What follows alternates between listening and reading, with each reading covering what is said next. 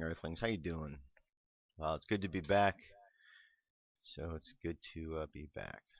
Welcome to First Contact Radio. My name is Joshua Poet, and I am here every day, 5 days a week, 8 a.m. to 9 a.m. Pacific Standard Time. All right, let's jump into the first part of our show here. First part is called Cosmic Weather. Cosmic Weather is all about understanding how the energy around us operates.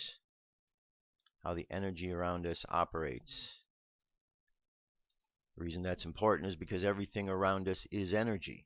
And when we know how the energy around us is working and what's going on with it, we can bring our energy in synchronicity with it, learn how to work with it better. So in the same way that when you look outside before you go out to check the weather, we're checking the weather as well, but we're looking at things a little more subtle than just, is it going to rain, is the sun shining, so on. We want to look a little deeper into it. And that's what the purpose is of all of this, to look a little bit deeper. So, starting off, we look over at the space weather. We want to know what's going on with the cosmos, the wind that's blowing in towards us, because this wind has a higher density. It has different properties in some ways that assist us, and by having this energy and knowing how to work with it, it helps us to expand. So solar wind, we got the wind is blowing at 296.7 kilometers per second. We can see on a daily basis where this is, faster, slower. So today is not really, that's about the average speed it seems to be. Not, I wouldn't say average, but where it generally is when it's just normal. And we have another index we look at here called the planetary K index. This tells us about the intensity as the energy is hitting the planets. 1 is down at the very bottom, and 9 is up at the upper portion of the scale. So by looking at this, we can understand what we're getting hit with. Are we getting hit with a heavy dose of energy? Are we getting hit with a low dose? Right now, our index here is at a 1, very, very low, and might get up as high as a 2. Now, our coronal hole is looking at the sun, because the sun is a very powerful impactor in our lives. And astrologically, we see that the sun is very important because we pay attention to the sign every month that shines with the sun. And so there's something very significant. So looking at our sun's important. And there are different things that take place in the sun. Solar flares come off the sun. These are really high doses of energy that are hitting us. And science looks at them one way, but if you look at esoteric philosophy, you have to look a little bit deeper than just the actual physical effects that are going on. You have to understand some of the spiritual implications, because everything that exists is first and foremost spiritual. And so that being the case, you got to go to the spiritual to look. So the sun's giving off energy, so there's implications that are deeper, and that's what we're looking at as we're looking deeper into what this cosmic weather is. It's helping us to understand a little deeper aspects of how energy is hitting us and how to work with it. So we could see here that M-class flares right now, we got a 20% chance we might have something. X-class 1%, and geomagnetic storm activity, not really much of anything. When this goes on, you can see people see the auroras in the sky, and some nice pictures and things come out of it. And so it's kind of cool to look at these things, but this shows us that there really isn't much going on at the moment. All right, so that's what's going on with the sun and our solar weather. Then we go over to astrology, and we're going to look at today. Now, the sun sign for the time being is Virgo. Virgo is a sign that's all about analyzing things. In the tarot cards, the Virgo is the card of the hermit, and the hermit is the one who goes away into the cave, off in solitude, not to be alone, but to gather one's energy and really prepare for the next phase. And the next phase of the hermit is to teach, because the hermit carries a lantern, to hold the lantern up high for everybody to learn from. And the only way that the hermit gathers that energy is through patience and understanding the timing of all things. So Virgo the sun sign right now is a time of analysis. We're analyzing what's going on. We're having the opportunity to look at what we've experienced and see how to best utilize that energy so we can shine the light forward. So we can shine that light forward. And we have so that's our sun sign, and we've got another week and a half of that yet. Our moon sign, though, represents our unconscious mind. And in the moon sign right here, you could see that we have two signs going on. This is called the void of course moon. It's a transition from one energy to the next. So we've got the sign here is the sign of Cancer, which is an emotional sign, and it's a sign that's a water sign. And what we're looking at here is what is the element involved. So we have Cancer, which is water, and Leo, which is fire. So just think in your normal everyday life how fire and water interact together. And that's what's going on that deeper level. We're mixing these energies. Now, water is emotions, and fire is ideas. So the things that are unconsciously being mixed together are your emotions and your ideas. While on the outside, the Virgo is earth, is how to put things together into form, analyzing the best way to mix those two things together. So that's our challenge today. And whenever there's these two moon signs and it's the void of course, it's always a period of time that there's that transition from one element to the other. So there's always that period of not uncertainty, but where things are sort of in a temporary holding pattern until the sign completely clicks over, as you'll see tomorrow, where it will be in one sign, just Leo. So that's where we're at today. And then the moon phase, we could see we're in a waning moon. A waning moon is when it goes from the full moon back down to the new moon again. So we're in this waning moon. We're 22% of the way full, and pretty soon we'll be back down to that new moon again. And think of the energy of the moon as when it goes from a new moon to full moon, it's like the energy is increasing, and then from the full moon down, it's decreasing. So just think of how that energy hits you and go with the flow. Just like the tides of the ocean. And if you practice working with energy in that way, you'll find your life will get in a different kind of rhythm, because you'll be going in the rhythm with the sun and with the moon. So these are the reasons for looking at all of these things. Now, another thing to look at, last thing we look at, is the Mayan Oracle. The Mayan Oracle is a combination of the Mayan calendar, but the adjustments that Jose Arguelles brought to the mix here, which is the cosmic element. And this here shows us that today we are at a two-tone day. Two tones are called the lunar tones. There's 13 tones, so this is the second one. It also correlates to the second spot right here on this 13-day wave spell. So everything's in synchronicity. We have 13 tones. We have a wave spell made up of 13 days. Here's the second tone. This is the second position. The kin for today, which kin is just a word that's used to describe what is the symbol for the day. So the kin for today is the World Bridger. The World Bridger is the sixth symbol. There's 20 symbols in all. The World Bridger is the sixth symbol, and it's the symbol of the bridge between life and death and understanding the difference in between. So it's a lesson about learning a transition, because that's really what life to death is. And above this, the guide is the mirror, and the mirror is about reflection. Life reflecting back to us so that we can reflect back to it, and vice versa. And then you have these other three around here, which are supporting energies. You have a like-minded energy, which is the Skywalker, which is about exploration. So there's an exploration, a like-mindedness exploration about what is life, what is death, how it all ties together. And then there's the challenge of the warrior. So the warrior is challenging this process by asking questions. And that's what the warrior does. The warrior asks questions to learn, to use intelligence, not only to learn, but for others to learn as well. So it's a process. And people don't always like the questions that the warrior is asking, but sometimes the questions are necessary to find out what is really going on. And then, of course, you have the bottom one here, which is called the occult position. Now, the word occult itself simply means that which is hidden. That's it. So when you hear the word occult and someone's trying to tell you that there's something scary about this, don't listen to them, because there's not. Occult simply means that which is hidden. The hidden power here is the eagle.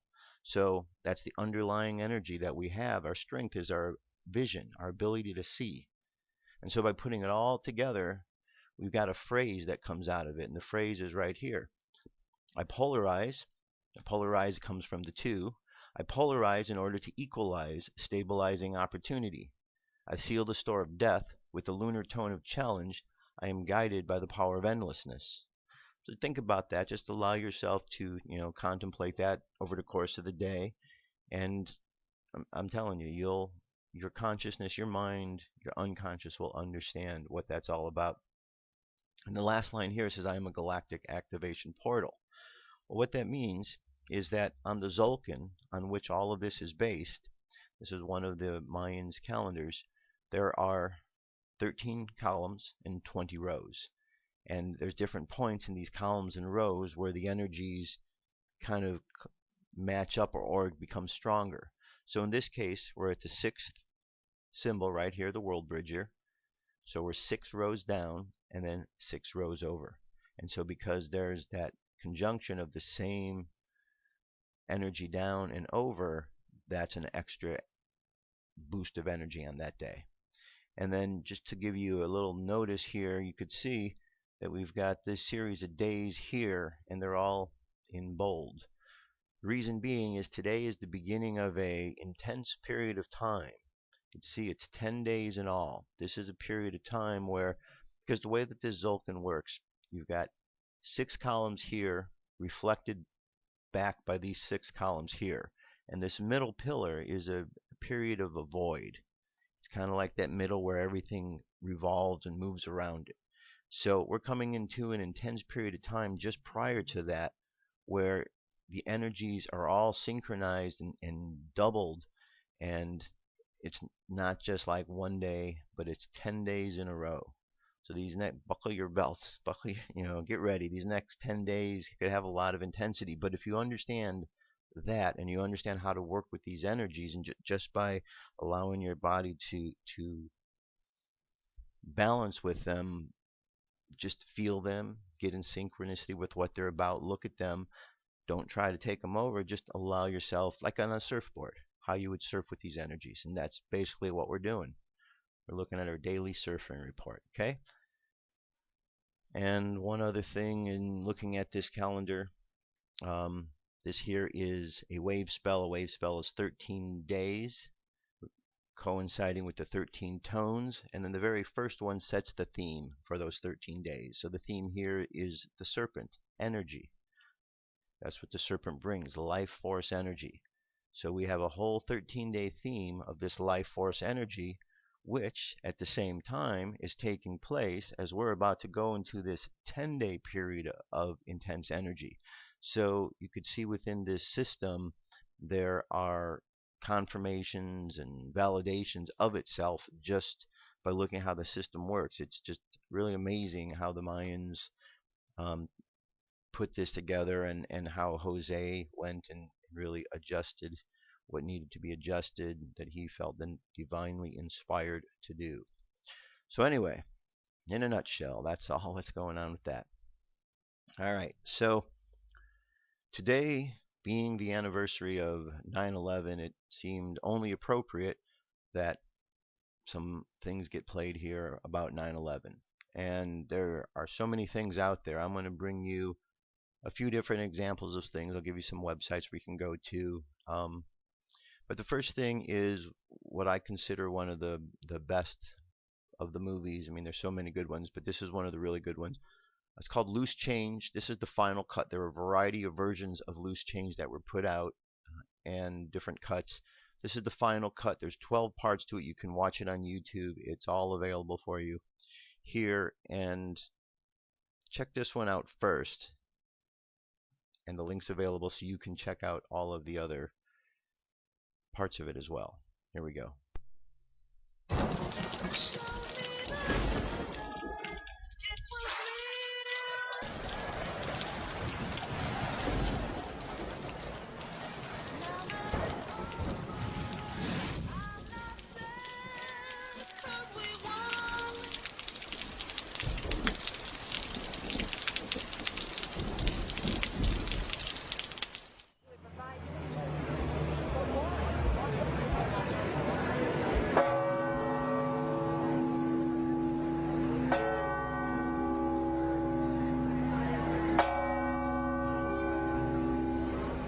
On September 11th, 2006, thousands from all over the world gathered in New York City, New York. They wore black shirts, reading Investigate 9/11, and held banners that read, "Ask questions, demand answers." This day marked the 5th anniversary of the terrorist attacks of September 11th, 2001. Although the 9/11 Commission report had been published over 2 years prior, many Americans and citizens worldwide remained convinced that the truth was being withheld from the public.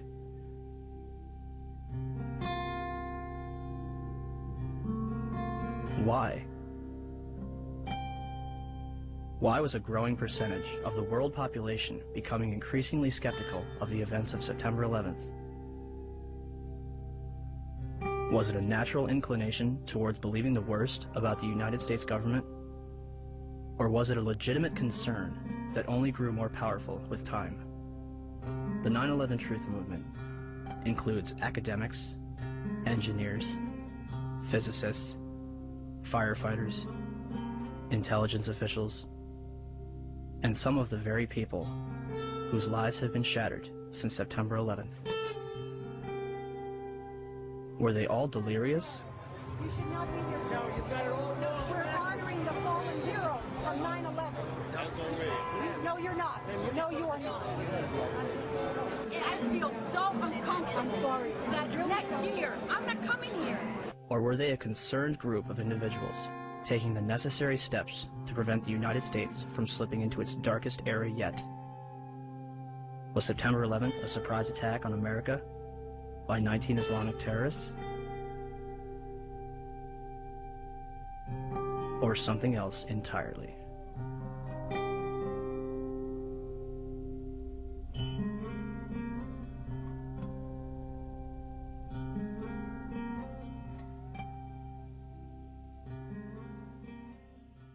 George Bush had spent an uncomfortable day with his people trying to explain away why he felt before September the 11th that terrorists were planning to hijack American aircraft. What happened that day has cast a shadow over just about every area of American life. Now one of the country's best-known journalists has said that the American response to the so-called war on terrorism has created a climate of effective censorship in a land claiming to be the home of free speech. There's never been an American war, small or large, in which access has been so limited as this one. The belief runs so strong in both the political and military leadership that those who control the images will control public opinion. Does it suggest that there was somebody on the inside? He kind of compared it to the Godfather story, you know, where the gun was placed in the men's room. There is also a possibility this could be some kind of inside job. May it have been an inside job? Might these people have gotten help from the inside? I was speculating about that along with others early this morning. But now there's a lot more evidence that suggests it's almost certainly the case. It's an obscene comparison. I'm not sure like it, but there was a time in South Africa where people would put flaming tires around people's necks if they dissented. The fear is that you will be necklaced here. You'll have a flaming tire of lack of patriotism put around your neck. Now, it's that fear that keeps journalists from asking the toughest of the tough questions and to continue to bore in on the tough questions so often. People let us stay out of our business. A country that hides something is a country that is afraid of getting caught. And in particular, this Bush administration, who is as tight with Saudi Arabia as you can get. I know the right question, but you know what? This is not exactly the right time to ask it. The president's father used to stay with the bin Laden family when he would go to Saudi Arabia. It starts with a feeling of patriotism within oneself. In the past, though, the FBI has sometimes made problems worse by ignoring or denying them. FBI management intentionally and repeatedly thwarted and obstructed my attempts to launch a more comprehensive investigation to identify and to neutralize terrorists. They realize what an entertainment-oriented society ours has become. To the families and victims, of September 11th. On behalf of John Vincent, Barry Carmody, and myself, we're sorry. I want to say quietly, but as forcefully as I can, that I hope this doesn't go any further. It's gone too far already. I am appalled by it. All right, that is Loose Change. And let me jump over to this other one now. This is the trailer for Blueprint for Truth. This is another awesome one filled with information. This is Architects and Engineers for 9/11 Truth, Richard Gage, AIA, and this is actual scientific information about the event. So this, if you haven't seen this one, which I'm sure that you have, check it out. Here we go. Technical truths emerge. Then, if necessary, cope with the inevitable conspiracy and other questions. Controlled demolitions can be engineered in many different ways. NIST, the National Institute of Standards and Technology, claims they found no evidence for explosive demolition of the Twin Towers. Later, they admit that they never looked for it. Architects, engineers, scientists, and many others looked for it, and it was not hard to find. We make some predictions. We test those predictions and those assumptions with experiments. Objective, verifiable, repeatable experiments. We analyze the results and we draw conclusions.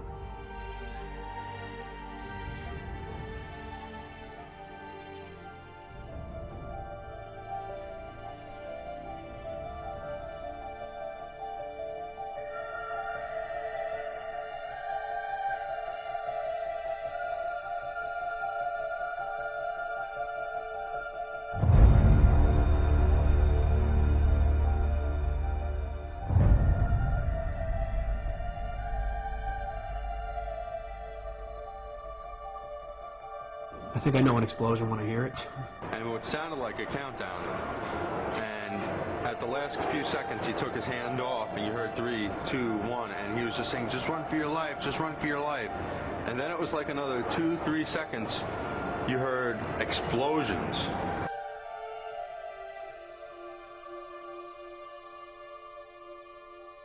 For the third time today, it's reminiscent of those pictures we've all seen too much on television before, when a building was deliberately destroyed by well-placed dynamite to knock it down. What was the report title? Final Report on the Collapse of the World Trade Center Twin Towers. Probably should have called it Final Report on the Initiation of Collapse. This all goes to support the hypothesis of controlled demolition. It's proof beyond a reasonable doubt.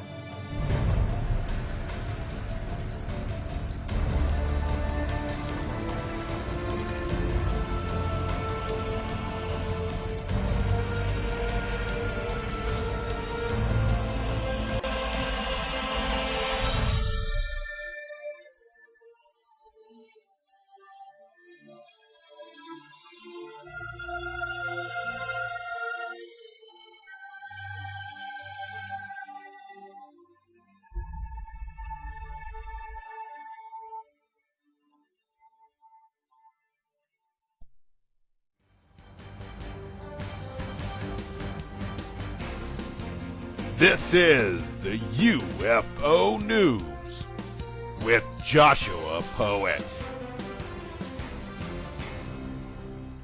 All right, Dirk, thank you very much. This is today's UFO News. Let's see, I got 5 stories for you.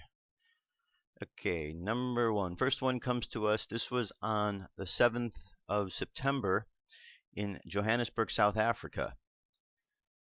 The video of strange unknown object hovering in the sky above Johannesburg was recorded on Friday the 7th. Let's take a look at what we have here. All right. That's a very interesting looking object. We have seen these type of glowing things before. This time in Johannesburg. So again, they're all over the place. They're not just in one country, in one location. Now we go from Johannesburg to Los Angeles, California. This took place on Saturday the 8th. We got 3. Now, are these part of a triangular type object, or are they 3 individual ones? They seem to be moving in pretty good synchronicity with each other. Okay. That's over Los Angeles.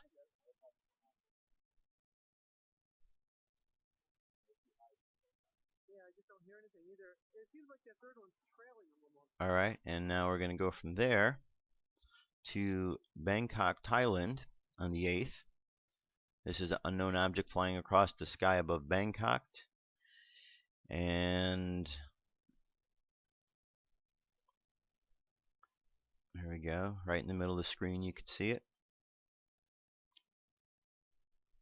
So these are multiple sightings going on the same day, the 8th. So you can go through the internet and you can find many sources of those who made reports on the various days on each day. These are just a small sampling of what's going on out there. Okay, then we have over San Diego, California on the 9th. So check out this amazing video from San Diego. In the first half, the news person talks to the eyewitness. In the second half of the footage, footage is there for us to view. The orbs seem to fade and come back, making it appear that they are disappearing. So let's watch this report here. See what this is. UFOs, are they real or are they fake? Tonight, an El Cajon family is sharing video they say has turned them from skeptics to believers. Yeah, it's getting real bright. Stacy Gibson can't tell you what she captured on home video, but she can tell you she's never seen anything like it before. We were just, wow, this is weird, this is strange, what's going on? Just before 10 Sunday night, Stacy's husband Todd was walking the dogs when 2 bright orange and white lights appeared to be moving in sync across the sky. I've seen planes, I've seen satellites. With planes, there's always little tiny blinking lights. There wasn't anything like that with this. It was just solid, one color the entire time. For 5 minutes, the mysterious lights shifted from north to south before they suddenly disappeared. I was in awe. Looking up at 2 orange objects in the sky that I've never seen before. The FAA can't explain what the family saw, and so far only a neighbor has reported a similar sighting. Mel Podell with the San Diego chapter of the Mutual UFO Network says dozens of UFO hoaxes have been documented in the El Cajon area over the years, but can't say with any certainty if these are alien or fake. While the family knows their story sounds out of this world, they are convinced they witnessed a close encounter and will be keeping a watchful eye on the sky. I think we're definitely believers now. And of course, if you'd like to see more of the family's video, just go to our website, cbs8.com, and click on the Hot button.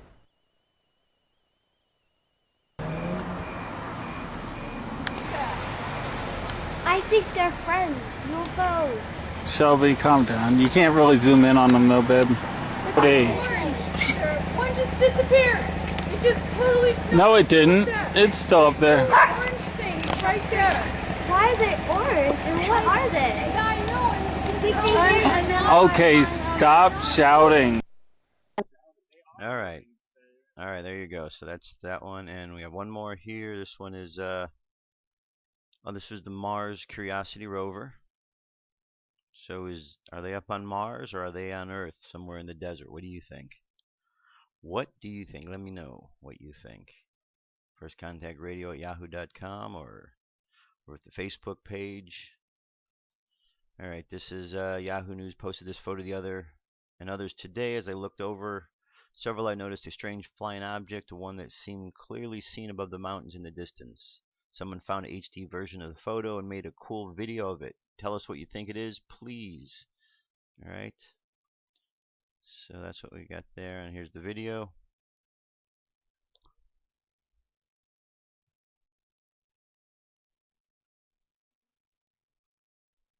And there's the object in the distance. What is that?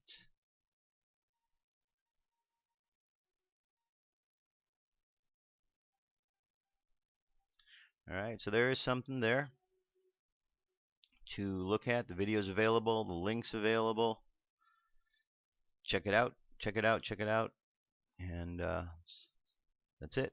I'll be right back. What if our government was responsible for some of the greatest crimes against this nation? Would you really want to know? These are big questions, but these questions deserve answers. It's time to demand the truth. People shouldn't be afraid of their governments. Governments should be afraid of them. 9/11 was an inside job. Kennedy was killed by the CIA. Jimmy Carter saw UFO. Answers to secrets you need to know. So wake up, wake up, wake up, wake up. Wake up, wake up, wake up. Wake up, wake up, wake up, wake up. Wake up, wake up, wake up. All right, I'm back. So I got a bunch of stuff. Okay, so the last couple weeks I was gone. I was on a road trip, and I went all the way across the country to the Republican National Convention. I went to a festival that was there for Ron Paul, called the Paul Fest. I then went out to NASA, spent a day out there. That was kind of fun. Up to D.C., got to tour the National Mall, see things over there, and then out to the Democratic National Convention. And all of this for the purpose of putting together a documentary. I went with a couple other filmmakers. We all have a different perspective on the way we're looking at things. We have a different perspectives from the way in which we filmed, but we all are coming together on one common piece, as well as our individual pieces. So stay tuned for that. But out there was a lot of things that I saw.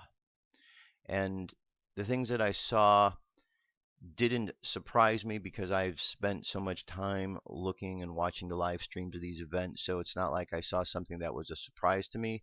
But to see these things firsthand as a confirmation, that, that kind of intense, because these things in the world are really going on. And the people that I were with, the other filmmakers, they found themselves to be really, their eyes were opened in many ways, because some of these things were new to them, and some of the experiences. And there's a lot of people out there that were experiencing the same things. Starting off, we went to the Paul Fest first, and the Paul Fest was a 3-day festival. And it was there was a campsite out there, and you camped, and it was a great experience. There was 800 to 1,000 there in attendance for the campsite and for the festival, the music, and speakers would come up. And they had two different locations. There was the location where the festival was, and then there was the campsite. And if you were to walk from one to the other directly, it would be a 10-minute walk, no more than that. But right in between where the campsite was and where the festival was an area that the police had taken over. Not only did they take it over, but they fenced in the whole area. So in order to get from the campsite to where the festival was, they made it really inconvenient for anybody that was there. It was a half-mile walk. In the area, in that enclosed area, was 3,500 police officers that were using that as their base to set up. So through the course of the 3 days when I was there, all I saw was busloads and busloads and busloads of police officers being brought in. And they would go into this central location, and they would prepare themselves. And then there was a whole nother parking lot that was filled with police cars and undercover cars. And it was a lot. It was a lot. And that was the first thing that we dealt with and experienced. And it even got so much that if anybody walked up to the fence, that some of them were being threatened that, step back or you're going to be shot, So that was quite ridiculous. So, but nonetheless, we spent our 3 days at the festival, and then we went on from there to the Republican convention. And we didn't go inside, because in order to go inside, you really either have to be a delegate or you have to have, press credentials for one of the top media agencies. They're very particular over there. So we got to be out in this free speech zone. Now, the free speech zone, I don't have any videos today I'm going to bring because we're going through a lot of our footage.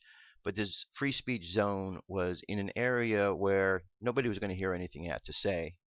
Surrounding the free speech zone were these cement barricades. Surrounding cement barricades was a fence. Surrounding that fence was another fence even higher than the first one. And on the other side of that fence, in the parking lot of the convention center, were National Guard patrolling, just in case you got over the barricade in the first fence and the second fence they were obviously there to stop you. So from that free speech zone, you could see the Tampa Bay Forum, where this process of liberty was taking place, and you could voice your opinion in that free speech zone. Oh yes, I forgot to mention that around the free speech zone were these 3,500 police officers that had come to the Paul Fest. Well, they would go every day to the RNC because they wanted to be participating in that process of liberty as well. And they would be there, and they would be at this free speech zone. And from time to time, there was different protests that would take place throughout the city block around there and the streets. But of course, all of this completely out of earshot of anybody who was at the convention, that was a delegate or a major media. So there really wasn't an opportunity for those two groups to mix. They kind of kept them apart. And the gates where the delegates went in. But we got to talk to and interview a number of the delegates, the Ron Paul delegates. And so we've got some good footage and stories and things we're going to be bringing you on that regard. But one of the things that happened out there that you may have heard about is they changed the rules. And Ron Paul had got enough to be on the ballot to be nominated, yet right then and there that day they changed everything on the floor. They really weren't too fair to the Ron Paul camp because they were afraid of the Ron Paul camp. There weren't any problems at all the whole weekend. It's not that kind of thing that people are problem makers. It's that there's a liberty movement that is going on, and that scares somebody like the establishment, Mitt Romney or Obama, because they're all establishment type guys. They have a certain way. They want to bring in this New World Order ideal. Ron Paul's the only one who's standing up for the Constitution, yet the establishment seems to be stepping all over that Constitution. So I'm going to quit my rambling, and I'm going to get you to this video here. This shows you a little synopsis or summary of some of the things that happened out there with Ron Paul and at the convention itself. Here we go. We turn now to a major eruption of fury at the Republican National Convention on Tuesday as the formal nomination process got underway. Part of Maine's delegation stormed off the floor in protest against a decision to strip away half of the state's Ron Paul delegates.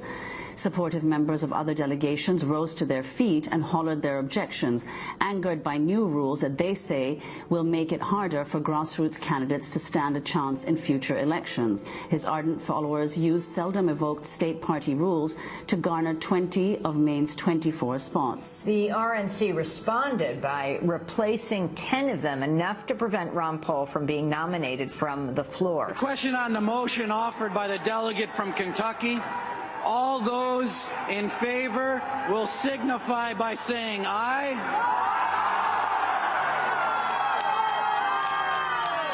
Those opposed, no. The decision caused an immediate uproar, but RNC Chair Reince Priebus was in no mood to take a roll call. Without objection, the motion to reconsider is laid upon the table. We have to proceed with the order of business.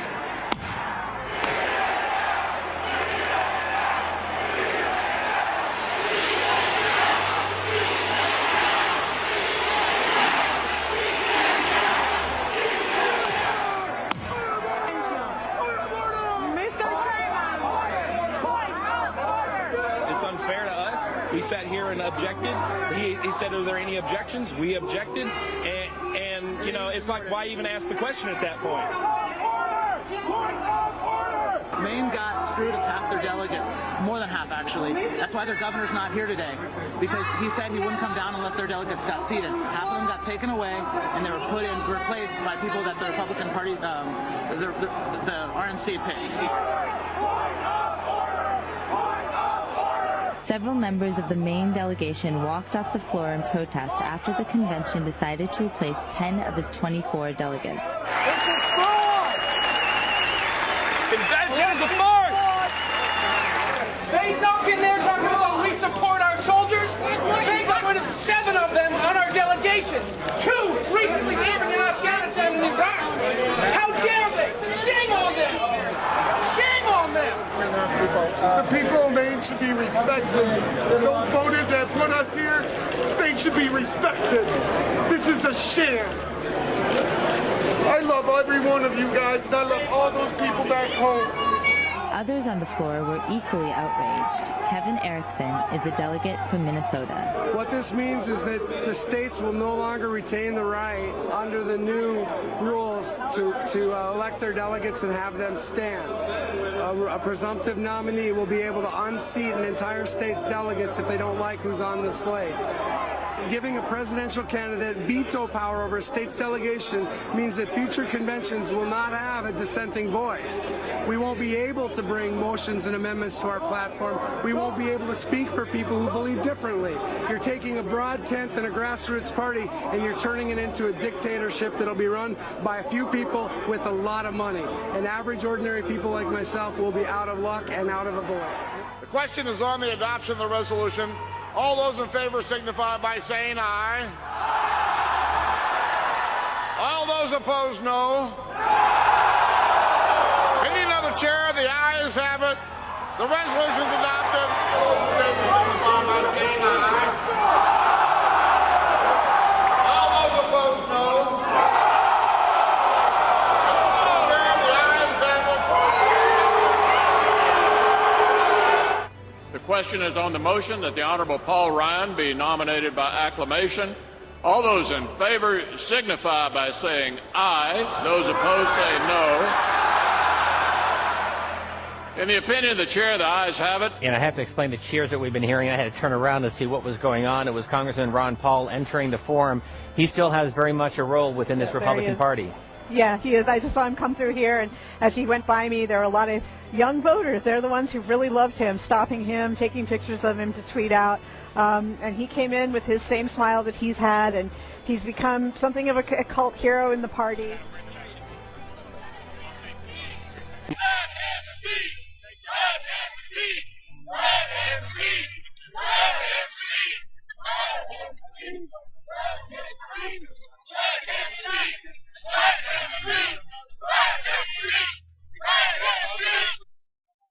Alright, so there's more to that video, but I need to keep moving on here. The link's available to watch it, but that's how it's going now. And, you know, even more than that, what the complaint was that as he was doing the vote, there were those who were looking at the teleprompters and seeing that they already had and the yeas have it. So it didn't matter how the vote was going to go. It was a scripted event. The Republican National Convention and the Democratic National Conventions are scripted events. Somebody asked me the other day, well, what does that mean, scripted? It's like a movie. You write a script for a movie or for a television show. That's all it is. They're scripted events. They're not real. They're pre-planned. What's happening at these events are pre-planned.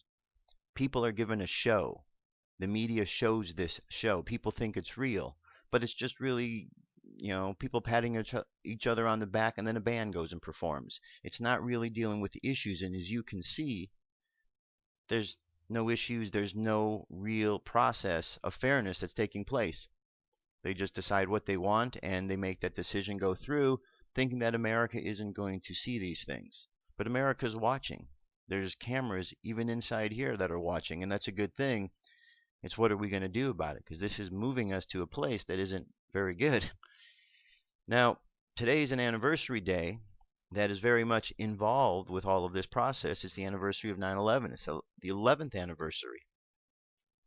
This is an article from Paul Craig Roberts over at InfoWars. It was said it was written for the Journal of 9/11 Studies for the 11th anniversary of September 11th, the day that terminated accountable government and American liberty.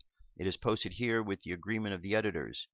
In order to understand the improbability of the government's explanation of 9/11, it is not necessary to know anything about what force or forces brought down the 3 World Trade Center buildings, what hit the Pentagon or caused the explosion, the flying skills or the lack thereof of the alleged hijackers, whether the airliner crashed in Pennsylvania or was shot down, whether cell phone calls made at the altitudes could be received, or any other debated aspect of the controversy.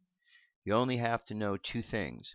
One is that according to the official story, a handful of Arabs, mainly Saudi Arabians, operating independently of any government and competent intelligence service, men without James Bond and V for Vendetta capabilities, outwitted not only the CIA, FBI, and the National Security Agency, but all 16 U.S. intelligence agencies, along with all security agencies of America's NATO allies and Israel's Mossad. Not only did the entire intelligent forces of the Western world fail, but on the morning of the attack, the entire apparatus of national security state simultaneously failed. Airport security failed 4 times in 1 hour. NORAD failed. Air traffic control failed. The U.S. Air Force failed. The National Security Council failed. Dick Cheney failed. Absolutely nothing worked. The world's only superpower was helpless at the humiliating mercy of a few undistinguished Arabs. It is hard to imagine a more far-fetched story, except for the second thing you need to know. The humiliating failure of the U.S. national security did not result in immediate demands from the President of the United States, from Congress, from the Joint Chiefs of Staff, and from the media for an investigation of how such improbable total failure could occur. No one was held accountable for the greatest failure of national security in world history. Instead, the White House dragged its feet for a year, resisting at any investigation until the persistent demands from 9/11 families for accountability forced President George W. Bush to appoint a political commission devoid of any experts to hold a pretend investigation. And the article goes on from there. I'm going to leave that for you to read because there's definitely more. So that was a big day. A big day. Do you remember where you were on that day? That was the day when liberties were taken away, because then right after that, what came out? The Patriot Act.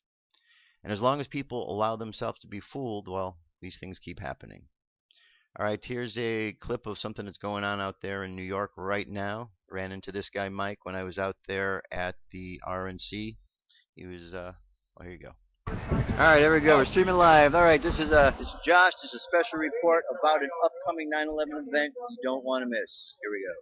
All right, so I'll tell you, the place you should go is ground0911.com. We're aggregating a bunch of events there. We have street protests. We have them on Saturday, Monday, and Tuesday. But we also have a first annual film festival called Off the Radar Film Festival. On Saturday night, we have Unfair Dealings, which is a Canadian film about entrapment of some Muslim Canadians and some other people. On Sunday, we have a symposium. Now, that's going to be unbelievable. We have Colonel Schaefer of Able Danger. We have Susan Lindauer, former CIA asset who did back-channel negotiations with Saddam Hussein in the run-up to the Iraq War. They threw her in a psychological war to just put her away until after the Iraq War was started. We have Frank Morales, and we have Richard Gage on Sunday. Sunday night, we have Top Priority, The Terror Within, and we have the main character for that film. On Monday night, we have the OKC, Oklahoma City, and Noble with the director, James Lane. And then on Tuesday night, which is September 11th, we also have Richard Gage doing another screening of Experts Speak Out and speaking about the film. So basically, where you should go is www.ground0911.com. That has all the street protests, but like I say, it's the first annual film festival, and this is the third annual symposium. It's going to have some of the best information around 9/11, post 9/11 world, and even events which preceded 9/11. Right on. Thank you very much. That's it. All right, so moving from there, I have a link available for you up there for a page. This is called Free 9/11 Documentaries and Videos. I had it up before. Here it is again. Tons of things.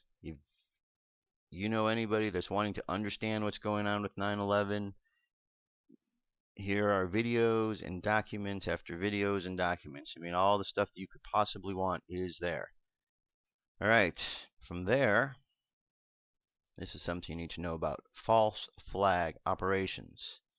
False flag operations. What is a false flag operation? Well, a false flag operation occurs when elements within a government stage a secret operation whereby government forces pretend to be targeted enemy while attacking their own forces or people. Now, there's been a lot of these that have happened throughout history, and these have happened and then taken us into wars and situations that we shouldn't have been in. And we can go through, and this is a really good summary of false flag operations, and I'm telling you, there's more than this out there.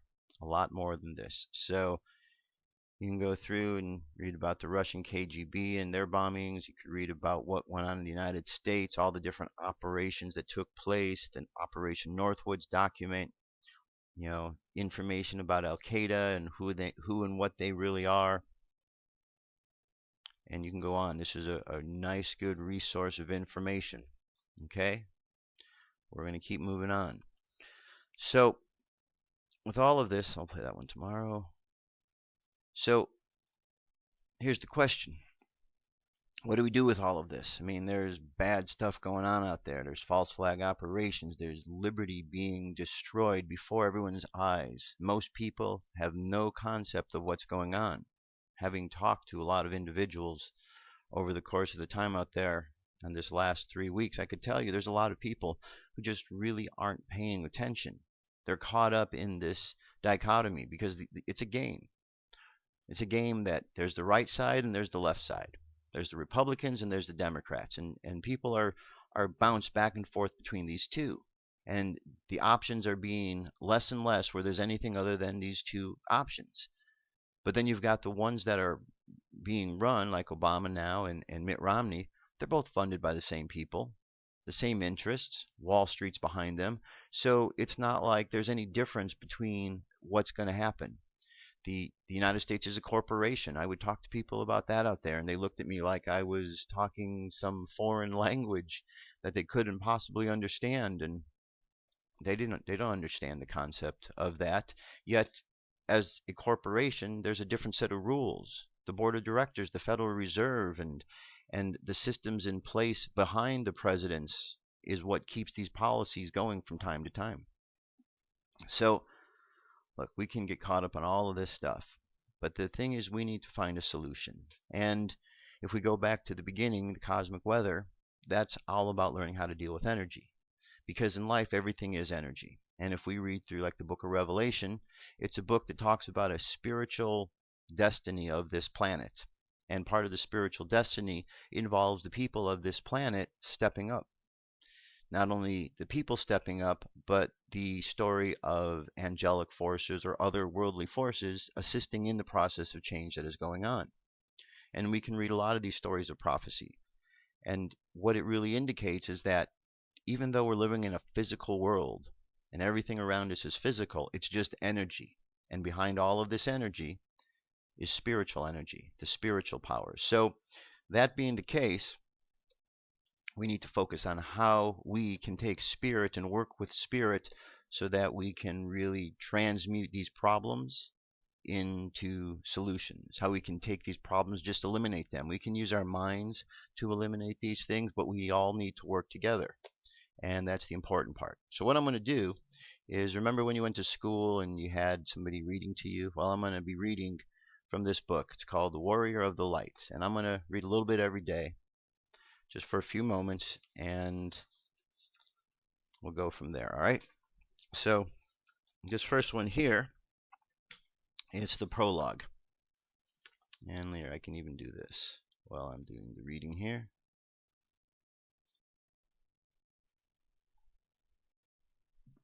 Bear with me momentarily.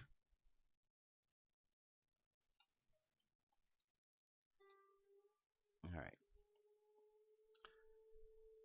Prologue. Just off the beach, to the west of the village, lies an island, and on it is a vast temple, with many bells, says the woman. The boy noticed that she was dressed strangely and had a veil covering her head. He had never seen her before. Have you ever visited the temple? She asked. Go there and tell me what you think of it. Seduced by the woman's beauty, the boy went to the place she had indicated. He sat down on the beach and stared out at the horizon, but he saw only what he always saw, blue sky and ocean. Disappointed, he walked to a nearby fishing village and asked anyone if they knew about the island and the temple. Oh, that was many years ago when my great-great-grandparents were alive, said an old fisherman. There was an earthquake and the island was swallowed up by the sea. But although we can no longer see the sea, we can still hear the temple bells when the ocean sets them swinging down below. The boy went back to the beach and tried to hear the bells. He spent the whole afternoon there, but all he heard was the noise of the waves and the cries of the seagulls. When night fell, his parents came looking for him. The following morning, he went back to the beach. He could not believe that such a beautiful woman would have lied to him. If she ever returned, he could tell her that although he had not seen the island, he had heard the temple bells set ringing by the motion of the waves. Many months passed. The woman did not return, and the boy forgot all about her. Now he was convinced that he indeed needed to discover the riches and treasures in the submerged temple. If he could hear the bells, he would be able to locate and salvage the treasure hidden below. He lost interest in school and even in his friends. He became the butt of all the children's jokes. They used to say, "He's not like us. He prefers to sit looking at the sea because he's afraid of being beaten in our games." And they all laughed at the boy sitting on the shore. Although he could still not hear the old temple bells ring, the boy learned many things. He began to realize that he had grown so used to the sound of the waves that he was no longer distracted by them. Soon after that, he became used to the cries of the seagulls, the buzzing of the bees, and the wind blowing amongst the palm trees. 6 months after his first conversation with the woman, the boy could sit there, oblivious to all other noises, but he could still not hear the bells from the drowned temple. Fishermen came and talked to him, insisting that they had heard the bells, but the boy never did. Some time later, however, the fishermen changed their tune. "You spend far too much time thinking about the bells beneath the sea. Forget about them. Go back to playing with your friends. Perhaps it's only fishermen who can hear them." After almost a year, the boy thought, "Perhaps they're right.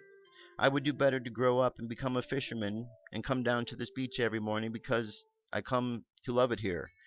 And he thought, too, perhaps it's just another legend and the bells are all shattered during the earthquake and have never rung out since. That afternoon, he decided to go back home. He walked to the ocean, said goodbye. He looked once more at the natural world around him, and because he no longer was concerned about the bells, he could again smile at the beauty of the seagulls' cries, the roar of the sea, and the wind blowing in the palm trees. Far off, he heard the sound of his friends playing, and he felt glad to think that he would soon resume his childhood games. The boy was happy, and as an only child can, he felt grateful for being alive. He was sure that he had not wasted his time, for he had learned to contemplate nature and to respect it. Then, because he was listening to the sea, the seagulls, the wind in the palm trees, and the voices of his friends playing, he also heard the first bell, and then another, and another, until, to his great joy, all the bells in the drowned temple were ringing. Years later, when he was a grown man, he returned to the village, to the beach of his childhood. He no longer dreamed of finding treasure at the bottom of the sea. Perhaps that had all been a product of his imagination, and had he never really heard the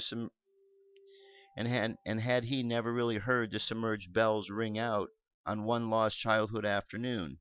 Even so, he decided to walk for a while along the beach, to listen to the noise of the wind and the cries of the seagulls. Imagine his surprise when there on the beach he saw the woman who had first spoken to him about the island and its temple. "What are you doing here?" he asked. "I was waiting for you," she replied. He answered that, despite the passing years, the woman looked exactly the same. The veil hiding her hair had not faded with time. She handed him a blue notebook full of blank pages. "Write, warrior of the light, values a child's eyes because they are able to look at the world without bitterness. When he wants to find out if the person beside him is worthy of his trust, he tries to see him as a child would." "What is a warrior of the light?" "You already know that," she replied with a smile. "He is someone capable of understanding the miracle of life, of fighting to the last for something he believes in, and of hearing the bells and the waves set ringing out on the seabed." He had never thought of himself as the warrior of the light. The woman seemed to read his thoughts. Everyone is capable of these things, and though no one thinks of himself as the warrior of light, we all are. He looked at the blank pages in the notebook. The woman smiled again. "Write about the warrior," she said. And so that is what we're going to focus on. We're going to focus on the warrior of the light inside each one of us. Because otherwise all that there is complaining without some sort of action.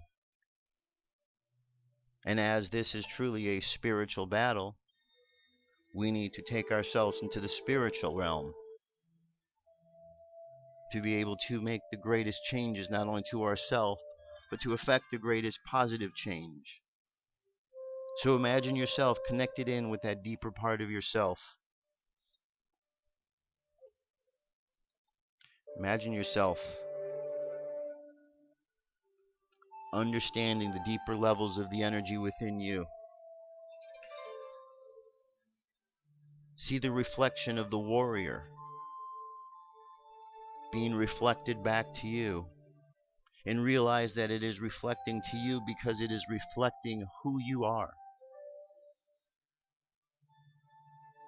And recognize this as a time to allow that warrior within you to shine bright.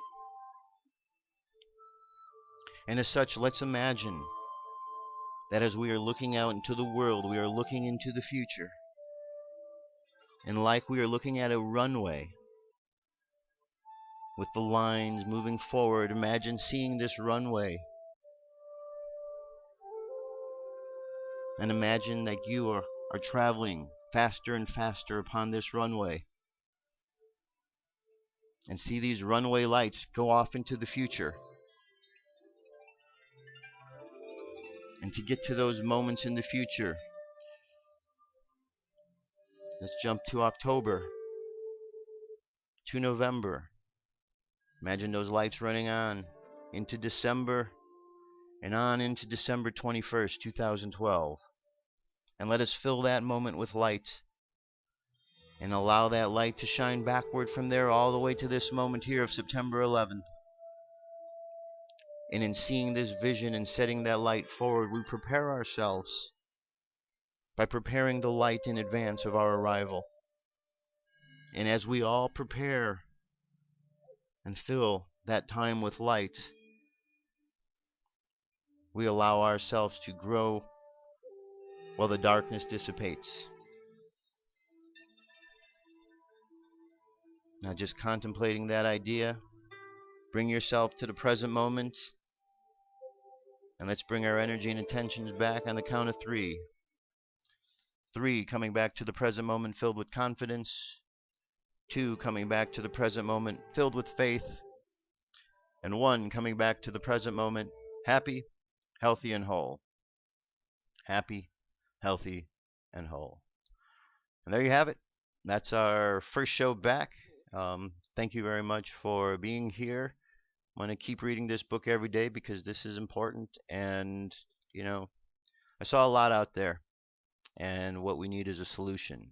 So we're going to be that solution. And we're going to be that solution by being the warriors that we're intended to be. Not physical warriors, but spiritual warriors. Because that's what God put us on this planet for. That's why we're here. There's a lot going on. So we're all doing our part. I'll talk to you tomorrow. Thank you very much. Have a great, awesome day. See ya. Peace. I'm out of here.